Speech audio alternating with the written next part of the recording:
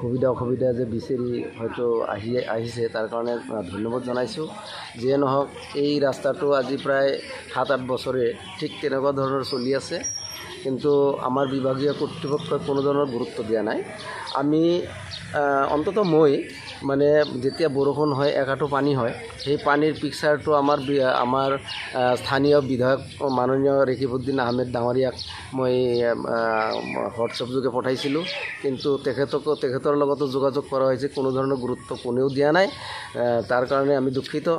মই ভাবোঁ যে অতি সোনকালে আমাৰ বিভাগীয় কৰ্তৃপক্ষ তথা স্থানীয় বিধায়ক মহোদয়ে জৰুৰী এই আমাৰ মেডিকেলৰ ৰাস্তাটোৰ সুবিধা অসুবিধা চিন্তা কৰি সুবিধাৰ অৰ্থে কাম সোনকালে কৰিব বুলি আশা কৰিলোঁ। নাম গড়াইমাৰী CHC। ইয়াতে কি এইটোৰ গেটেদি এম্বুলেন্স সোমায় না? এম্বুলেন্স সোমায়, সব কিছু সোমায়। এই গেটেদি আমাৰ ধৰক যিবিলাক পেচেণ্ট আমাৰ মেডিকেললৈ আহে তেওঁলোক নিশ্চয় দুৰ্বল বা হয়তো প্ৰেগনেণ্ট থকা, তেওঁলোকৰ বহুত অসুবিধা হয়। গতিকে সেই বস্তুটো আমি বিভাগীয় কৰ্তৃপক্ষক ইতিমধ্যে জনাইছোঁৱে, কিন্তু কোনো মানে কাণসাৰ কৰা নাই।